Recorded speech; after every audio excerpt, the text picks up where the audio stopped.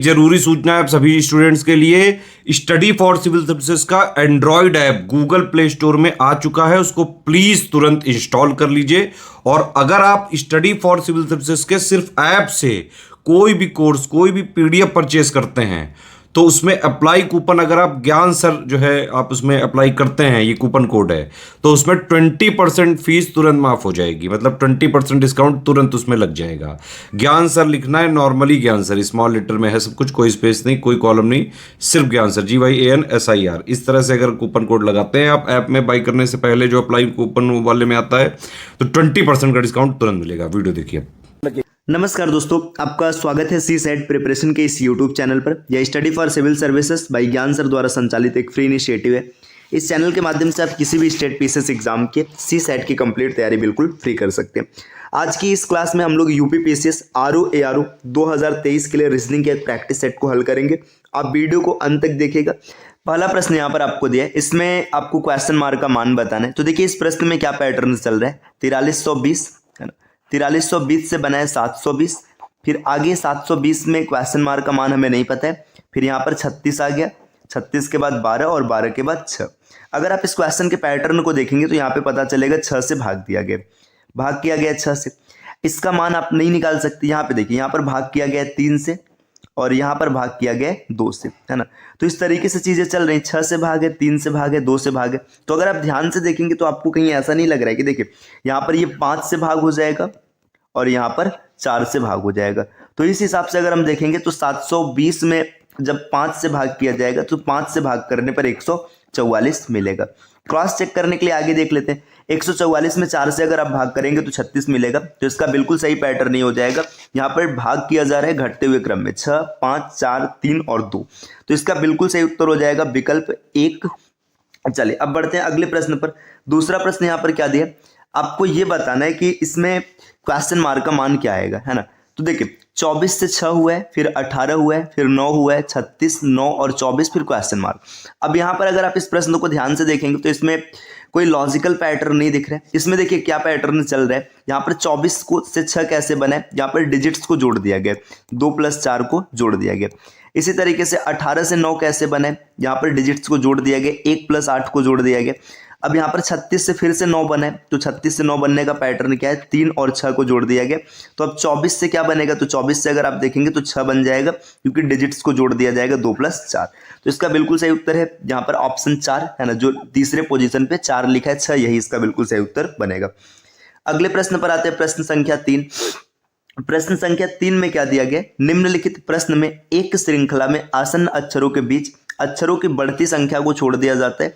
निम्नलिखित में से कौन सी श्रृंखला इस नियम को पूरा करती है। मतलब ये बोला जा रहा है, जैसे देखिए BG, अभी इसको लिख के आगे समझाते हैं। देखिए यहाँ पे क्या बोला जा रहा है, इसको थोड़ा सा और स्पेस क्रिएट कर लेते हैं। ये लीजिए, ठीक है।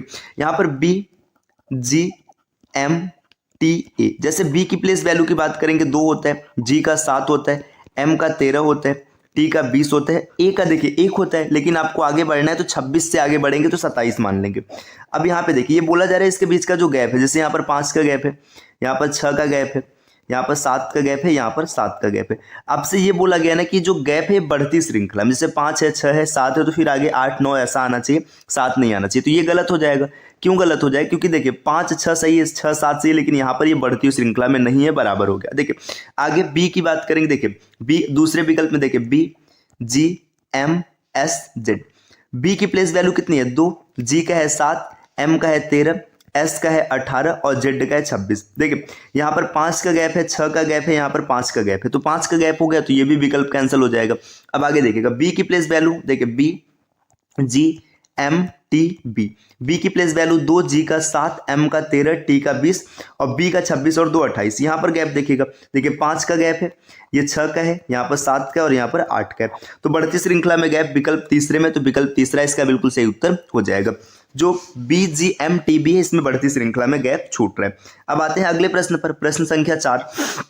प्रश्न संख्या 4 में क्या दे रखा है कि एक निश्चित भाषा में जो 786 है, इसका मतलब जो है ये होता है ब्रिंग मी एप्पल, है ना। इसी तरीके से 958 का जो अर्थ है पील ग्रीन एप्पल होता है, और 645 का जो अर्थ है ये होता है ब्रिंग ग्रीन फ्रूट। तो आपसे पूछा जा रहा है कि मी का कोड क्या होने वाला है। देखिए जब कभी भी इस प्रकार के कोडिंग का प्रश्न मिले तो अगर एक क्वेश्चन खाली है तो उसमें क्या करना है कि जो कॉमन है उसको पकड़ लीजिए। जैसे देखिए यहाँ पर 786 का मतलब है ब्रिंग मी एप्पल, तो आप ऐसे मी को पकड़ लीजिए, है ना। मी पूछा तो देखिए मी कहीं आगे मिल रहा है, दूसरे में मी नहीं दिख रहा है ना, तीसरे में भी मी नहीं दिख रहा है। इसका मतलब मी का कोड भी आगे कहीं नहीं मिलेगा। देखिए 786 में अगर आप देखेंगे, देखिए 8 यहाँ पर आ रहा है ना, तो इसका मतलब जो 8 है ना ये मी का कोड नहीं बन सकता। अब 7 और 6 में से कोई एक बनेगा। अब आगे देखिए, इसमें देखिए 6 यहाँ पर आ रहा है तो 6 भी इसका कोड नहीं बन सकता, तो बचा है सिर्फ 7, तो मी का कोड हो जाएगा 7, विकल्प तीसरा, है ना। अन्यथा आप चाहे तो लिख करके एक एक चेक कर सकते हैं, यहाँ पे इसका बिल्कुल सही उत्तर हो जाएगा 7। ठीक, आते हैं अगले प्रश्न पर। देखिए नेक्स्ट यहां पर दिया है कि अगर कारपेट को, देखिए जो कारपेट है CARPET, कारपेट का कोड लिखा गया है TCEAPR। अब आपसे पूछा जा रहा है किसी तरीके से नेशनल का कोड क्या होता है। देखिए कारपेट का कोड कैसे लिखा गया, सबसे पहले टी को इधर लाया गया, है ना। अब सी को यहाँ दूसरे नंबर पे कर दिया गया, फिर यहाँ से ई को उठा कर लाया गया, फिर इसके बाद ए को यहाँ रख दिया गया, फिर यहाँ से क्या किया गया, देखिए पी को रखा गया और फिर आर को रखा गया। तो एक लेटर पीछे से आ रहा है और एक लेटर आगे से आ रहा है। तो इस तरीके से अगर हम लोग नेशनल को देखेंगे तो सबसे पहले एल आगे आएगा, तो जो विकल्प होगा उसकी शुरुआत एल से होगी। तो यहाँ पे देखिए पहला तो कैंसिल हो गया क्योंकि शुरुआत किससे हो रही है, एल से हो रही है। एल के बाद एन आएगा, है ना, एल के बाद एन आएगा, मतलब इसको रखना है, तो देखिए दूसरा भी यहाँ पे कैंसिल हो गया, है ना। इसके बाद यहाँ पे देखिए फिर ए को उठा कर लाएंगे, ए को उठा कर लाएंगे, अभी देखिए ये आपका ओ आ गया तो ये भी कैंसिल हो गया, विकल्प तीसरा सही हो जाएगा। पूरा लिखकर चेक कर लेते, देखिए ए के बाद फिर टी आएगा, देखिए यहाँ माफ कीजिएगा, ए के बाद फिर ए आएगा ना, क्योंकि यहाँ से देखिए ये दूसरे नंबर पर ए आ रहा है ना। फिर यहाँ से पीछे से एन उठा कर लाएंगे, है ना, एन के बाद अब टी आएगा, है ना, टी आएगा, फिर इसके बाद ओ लिखेंगे और ओ के बाद लास्ट में आई लिखेंगे, तो इसका बिल्कुल सही उत्तर ये हो जाएगा। ऐसे हम लोगों ने पहले उत्तर जांच कर लिया था। अब बढ़ते हैं आगे, प्रश्न संख्या 6 में दिया है कि जो पल्प है, पल्प से पेपर बनता है, तो हेम्प, हेम्प मतलब सन होता है, सन से क्या बनेगा, तो सन से बनता है रस्सी, तो इसका बिल्कुल सही उत्तर हो जाएगा विकल्प 1, रोप बनेगा, है ना। देखिए नेक्स्ट आगे बढ़ते हैं अगले प्रश्न पर। अगले प्रश्न पर यह क्वेश्चन दिया है कि एक तस्वीर में एक महिला की ओर इशारा करते हुए मीरा ने कहा, देखिए तस्वीर है, तस्वीर में महिला है, महिला की ओर इशारा करते हुए मीरा कह रही है, उसके पिता के इकलौते बेटे की पत्नी मेरी सास है। फोटो में मीरा का पति और कैसे महिला से संबंध। देखिए समझिएगा, ये फोटो है, फोटो महिला की, तो इसलिए मैं यहाँ पे सर्कल बना रहा हूँ, है ना। ये फोटो है किसकी, महिला की, है ना, फोटो है ना। इस फोटो की ओर इशारा करते हुए मीरा क्या कह रही है, उसके पिता, तो देखिए फोटो के पिता, अब पिता मेल होंगे, मेल को यहाँ पे मैं स्क्वायर बना रहा हूँ, है ना, मतलब एक चतुर्भुज है, कि इकलौते बेटे, तो इसका इकलौता बेटा मतलब मीरा का भाई, ठीक, भाई हो गया, की पत्नी, यहाँ पर इसकी पत्नी आ गई, है ना, मेरी सास है। अब जो महिला बोल रही है ना, देखिए महिला बोल रही है इसकी सास है, मतलब देखिए इसका कोई लड़का होगा, है ना, और इस लड़के की वाइफ होगी, ये ऐसा बोल रही है ना। अब पूरा पैटर्न आपको समझ में आ रहा है। देखिए फोटो है और ये महिला जो है ना ये बोल रही है। देखिए अब इसमें पूछा जा रहा है कि मीरा के पति, मीरा के पति मतलब ये आदमी हो गया, है ना, मतलब यहाँ पर यही मीरा है, मीरा के पति उस महिला से कैसे संबंध। देखिए ये मीरा का पति मतलब पति है, ये इसके पापा है और ये पापा की बहन है, तो पापा की बहन क्या होती है, बुआ होती है, तो इसका संबंध कैसे हो जाएगा, भतीजे का हो जाएगा। तो ये जो मीरा का पति उसका भतीजा हो जाएगा, नेफ्यू, विकल्प तीसरा। तो इसका बिल्कुल सही उत्तर हो जाएगा कि मीरा का जो पति है उस महिला के लिए भतीजा हो जाएगा। बढ़ते हैं अगले प्रश्न पर। देखिए नेक्स्ट अगले प्रश्न पर क्या दिया है, यहाँ पर प्रश्न संख्या 8 में दे रखा है कि अगर ए को प्लस माना जाए, क्यू को माइनस माना जाए, वी को गुणा माना जाए और आर को भाग माना जाए, तो इसकी वैल्यू आपको बताना है। देखिए बहुत ही आसान सा प्रश्न है, बस आपको यहाँ पे वैल्यू रख करके सेट करना। देखिए आर की जगह पर आपको क्या रखना है, आर की जगह पर भाग रखना है, तो यहाँ पर इसको भाग मान लेते हैं, या चलिए साइड में इसको पूरा लिख लेते हैं। देखिए 225 भाग यहाँ पर कितना हो जाएगा 5, ए का मतलब है प्लस, तो प्लस 64, और क्यू का मतलब क्या है माइनस, तो माइनस 13, और भी का मतलब क्या हो जाएगा, भी का मतलब है गुणा, गुणा यहाँ पर 6। अब इसको कैलकुलेट करना है, आराम से कर लेंगे। देखिए यहाँ पर भाग करेंगे तो ये मिलेगा 45, ठीक, प्लस में 64 माइनस 13 का 78, इतना हो जाएगा। अब इसको जोड़ देना और यहाँ से देखिए अगर आप इसको जोड़ेंगे तो 5 और 4 9, यहाँ पे कुछ कैलकुलेशन की मिस्टेक है क्या, कैलकुलेशन एक बार फिर से देख लेते हैं। यहाँ पे आर का मतलब क्या होता है, आर का मतलब है भाग, सही है ना। ए का मतलब होता है, ए का मतलब है जोड़, यहाँ पर सही साइन लगा है ना। क्यू का जो मतलब है, क्यू का मतलब है माइनस, यहाँ पर भी सही साइन लगा है। और वी जो है, वी का मतलब क्या हो जाएगा, वी का मतलब है मल्टीप्लीकेशन, यहाँ पर भी सही साइन लगा है ना।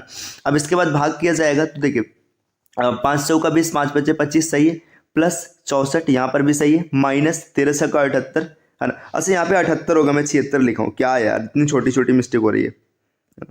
रुकिए, यहाँ पर 78 हो जाएगा। अब इसके बाद देखिएगा 5 और 4 9 हो जाएगा है ना, और 9 माइनस 8 करेंगे तो यूनिट डिजिट 1 मिलेगा, तो यूनिट डिजिट आपको 1 दिख रहा है, विकल्प दूसरा इसका बिल्कुल सही उत्तर हो जाएगा। आप इसको चाहे तो पूरा भी जोड़ सकते हैं, यूनिट डिजिट से मैंने क्वेश्चन को पूरा कर दिया। देखिए यहाँ पर देखेंगे, यहाँ पे 1 मिल गया, 6 4 10 10 मतलब 7 में से 10 जाएगा तो 3 ही मिलेगा, तो 31 इसका बिल्कुल सही उत्तर बनने वाला है। अब आते हैं नेक्स्ट अगले प्रश्न पर।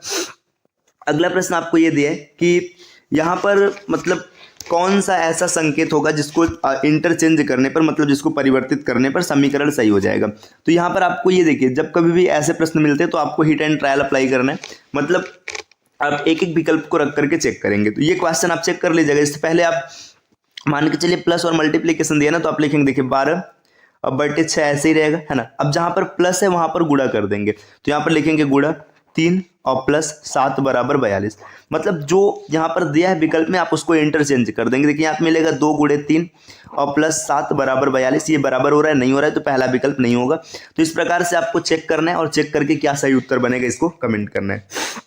अब आते हैं अगले प्रश्न पर। देखिए अगला प्रश्न यहाँ पर क्या दे रखा है, आपको दिया हुआ है कि जो अंडरवे है, अंडरवे मतलब अंडरवे को इस प्रकार से कोड किया जाता है, तो आपको बताना है कि ये कौन सा ऐसा मतलब ये कोड होगा जो अंडरवे के जैसा नहीं है। देखिए अंडरवे को इस प्रकार कोड किया गया, मतलब यू का कोड हो जाएगा 3, एन का कोड हो जाएगा 9, डी का कोड हो जाएगा 4 है ना। इसके बाद ई का कोड हो जाएगा 1, ठीक।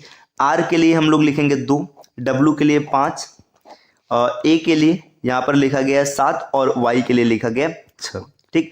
अब ये कोड सब आपको पता चल गया। देखिए वार्डन करेंगे, डब्ल्यू का कोड कितना है 5 है, सही है।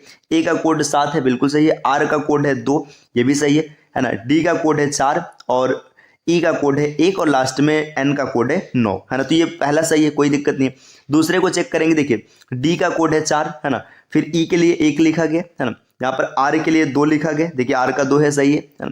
फिर ए के लिए लिखा गया 7, यहाँ पर ए का 7 है, सही है ना। एन के लिए 9 लिखा गया और यू के लिए 3, ये भी सही है ना। तीसरे की बात करेंगे, देखिए एन का कोड 9 है ना। इसके बाद ई की बात करेंगे तो ई का कोड देखिए यहाँ पर 2 लिखा गया, जबकि ई का कोड यहाँ पर कितना है, ई का कोड 1 है, तो यही विकल्प गलत हो जाएगा। तो तीसरा इस प्रश्न का बिल्कुल सही उत्तर बन जाएगा, यही ऐसा है जो फॉलो नहीं कर रहा है। अब बढ़ते हैं नेक्स्ट अगले प्रश्न पर। देखिए अगला प्रश्न आपके सामने ये दिया है कि एक आदमी है जो पश्चिम दिशा की ओर देख रहा है, वह घड़ी की दिशा में 45 डिग्री और फिर उसी दिशा में एक और मतलब देखिए यहाँ पे इंग्लिश वर्जन देखेगा थोड़ा। देखिए a man is facing west, he turns 45 in a clockwise direction and then another 180 in the same direction and then 270 in anti-clockwise direction. In which direction is he facing now? देखिए एक आदमी है, जब कभी भी ऐसा प्रश्न है तो जिधर देख रहा है, देखिए यहाँ पे वेस्ट की ओर देख रहे हैं है ना। वेस्ट से क्या होता है, सबसे पहले ये देखिए 45 डिग्री लेता है क्लॉकवाइज है ना, 45 ये क्लॉकवाइज है ना। इसके बाद 180 क्या है, सेम डायरेक्शन में, मतलब यहाँ पर क्लॉकवाइज जो सेम रहेगा उसको ऐड करेंगे और जो अपोजिट होगा उसको घटाएंगे, और माइनस 270 एंटी क्लॉकवाइज। अब देखिए इसको जब अगर आप देखेंगे ना तो आपको मिलेगा माइनस का 45। माइनस का 45 होने का मतलब ये कि देखिए क्लॉकवाइज यहाँ पे देखिए 180 था, 270 में से 180 निकलेगा, 90 बचेगा, यहाँ पर माइनस का 45, मतलब ये एंटी क्लॉकवाइज घूम रहा है कितने डिग्री, 45 डिग्री। अब इधर देखिएगा यहाँ पर ये नॉर्थ साउथ ईस्ट वेस्ट, यहाँ पर आदमी था। अब यहाँ से 45 डिग्री जब एंटी क्लॉकवाइज घूमेगा तो इस डायरेक्शन में आ जाएगा, इस डायरेक्शन का नाम हो जाएगा नॉर्थ वेस्ट। नॉर्थ वेस्ट या फिर आप बोल सकते हैं उत्तर पश्चिम, तो इसका बिल्कुल सही उत्तर हो जाएगा विकल्प दूसरा नॉर्थ वेस्ट। अभी वर्तमान में वो आदमी उत्तर पश्चिम में देख रहा है। अब आते हैं अगले प्रश्न पर। देखिए अगला प्रश्न क्या है, अगला प्रश्न यहाँ पर है कि जो जॉन है ना, मतलब जॉन ने 5 जनवरी 1965 को अपना विजय दिवस मनाया। अब बोला जा रहा है कि मतलब फिर से कब मंगलवार को मनाएगा। देखिए जब कभी भी ऐसा प्रश्न होता है तो जो वर्ष होता है 65 है, इसमें 4 से भाग करेंगे, 4 से भाग करेंगे तो यहाँ पर आपको 16 बार में चला जाएगा, रिमाइंडर 1 मिलेगा। जब कभी भी एक रिमाइंडर मिलता है तो जो वर्ष होता है उसमें 6 ऐड कर देते हैं। तो 1665 में अगर 6 ऐड करेंगे तो 1671 आएगा। जब फिर से वो अपना विजय दिवस मंगलवार को मनाएगा तो 5 जनवरी 1671 विकल्प 20 का बिल्कुल सही उत्तर बनेगा। आते हैं अगले प्रश्न पर। देखिए नेक्स्ट अगला प्रश्न यहाँ पर दिया है कि देखिए यहाँ पे एक घड़ी में 7:30 बज रहे है ना, यदि मिनट की सुई पश्चिम की ओर है तो घंटे की सुई द्वारा इंगित दिशा ज्ञात कीजिए। देखिए 7:30 कैसे बजता है, यहाँ पर मान के चलिए एक घड़ी है, देखिए यहाँ पर 12, 3, 6 और 9 है। देखिए यहाँ पर 8 होगा और यहाँ पर 7 होगा। ठीक, देखिए 7:30 बजने की कंडीशन ये कि जो मिनट वाली सुई है ये ऐसे रहेगी और घंटे वाली सुई ऐसे रहेगी, ऐसे ही होता है ना। अब देखिए यहाँ पर अगर हम इसी को डायरेक्शन पे प्लॉट कर दें, ये मिनट वाली सुई है और ये आवर वाली सुई है ना। अब देखिए मिनट वाली सुई घंटा मतलब पश्चिम की ओर है ना, ये देखिए पश्चिम आ गया, तो यहाँ से पश्चिम से आप इधर आ जाएंगे तो ये आपको मिल गया वेस्ट और यहाँ पर मिल गया साउथ, तो साउथ वेस्ट की ओर इसका वो रहेगा, साउथ वेस्ट। इसमें अच्छा सॉरी मैंने मिनट को यहाँ पे साउथ लिया, माफ कीजिएगा। देखिए यहाँ पर मिनट की सुई की बात, देखिए ये नॉर्थ हो जाएगा, साउथ हो जाएगा, ये वेस्ट है ना, ये वेस्ट हो जाएगा। देखिए अब समझिएगा यहाँ पे मिनट की सुई साउथ में, लेकिन यहाँ पे किधर दिया गया, वेस्ट दिया गया, तो आप इसको ऐसे रोटेट कर देंगे। जब रोटेट करेंगे तो ये इधर आ जाएगा, जब यहाँ पर आएगा तो यहाँ पर देखिए किधर हो जाएगा। अगर सही में देखा जाए तो मिनट की सुई पश्चिम की ओर है तो यहाँ पे आपका ये हो जाएगा, इसको ऐसे रोटेट किया जाएगा। देखिए रोटेट करने का मतलब ऐसे ना, इसको पूरा 90 डिग्री ऐसे रोटेट कर दिया जाएगा। जब 90 डिग्री रोटेट करेंगे तो इसका नाम देखिए यहाँ पे क्या हो जाएगा, इसको रुके यहाँ पे एक और ड्रॉ कर लेते हैं, नॉर्थ साउथ ईस्ट वेस्ट। देखिए वेस्ट है इधर है ना, मिनट की सुई इधर है, तो इसको ना ऐसे थोड़ा ऐसे मतलब ऐसे डायरेक्शन को रोटेट कर दिया जाएगा है ना। रोटेट करने का मतलब यहाँ पे ये हो जाएगा नॉर्थ, देखिए नॉर्थ वेस्ट इसका बिल्कुल सही उत्तर बन जाएगा, नॉर्थ वेस्ट मतलब विकल्प तीसरा। अब बढ़ते हैं अगले प्रश्न पर। देखिए अगला प्रश्न यहाँ पर क्या हो जाएगा कि यहाँ पर दिया है कि एक मतलब इस शब्द में इस प्रश्न में एक शब्द के बाद 4 अन्य शब्द दिए हैं। एक ऐसा शब्द जिसे दिए गए शब्दों के अक्षरों का उपयोग द्वारा नहीं बनाया जा सकता, उस शब्द को आपको खोजना है। देखिए यहाँ पे क्या दिया है ना, कमेंटेटर्स लिखा है। अब आपको बताना है कि कमेंटेटर से कौन सा शब्द यहाँ पर नहीं बनाया जा सकता। तो देखिए कमेंटेटर्स में जितने लेटर्स आ रहे हैं उनको एक एक करके चेक करेंगे। देखिए यहाँ पे ROTATE बात करेंगे, देखिए आर इसमें आ रहा है ना, ओ आ रहा है, TATE आ रहा है, तो ये बन जाएगा है ना। देखिए अगर कॉमन की बात करेंगे CO है ना, MMO और इसके बाद एन, ये भी बन जाएगा। अब मूवमेंट्स की बात करेंगे, देखिए 2 बार M है सही है, O 1 बार है सही है, ENT ये भी बन जाएगा। जब इतनी चीजें बन जाएगी तो यहाँ पे सीधी सी बात है कॉस्मस नहीं बनेगा।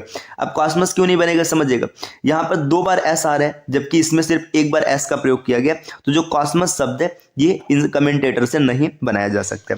अब आते हैं अगले प्रश्न पर। देखिए प्रश्न संख्या यहाँ पर 15, इसमें क्या दिया हुआ है कि अब ये सिलॉक्स का एक प्रश्न है कि जितने भी मतलब ऑल टायर जितने भी हॉल्स हैं सब क्या है, सब टायर है। ठीक, इसके बाद बोला जा रहा है some tyres are wheel, some tyres क्या है, व्हील्स है ना। ऑल व्हील्स आर कार, जितने के जितने व्हील्स हैं सब कार है ना। अब कंक्लूजन क्या दिया, सम कार्स आर व्हील। देखिए कार कुछ व्हील है, बिल्कुल सही है, ये कार का दायरा व्हील के अंदर है ना। सम कार्स आर टायर, कुछ कार टायर है, देखिए ये वाला हिस्सा कार भी है टायर भी है, सही हो जाएगा। देखिए सम व्हील्स आर हाल, अब कुछ व्हील हाल है, देखिए व्हील का दायरा खाली यहाँ तक है और हाल का दायरा यहाँ पर, इनका कोई रिलेशन नहीं, तो ये गलत हो जाएगा। तो विकल्प A और B मतलब पहला और दूसरा फॉलो कर रहा है, विकल्प तीसरा इसमें बिल्कुल सही उत्तर बन जाएगा। अब आते हैं अगले प्रश्न की ओर। देखिए अगला प्रश्न यहाँ पर क्या दिया कि Lalit is elder than Prakash and Kishore, मतलब जो ललित है ना ये बड़ा है किससे, प्रकाश और किशोर से।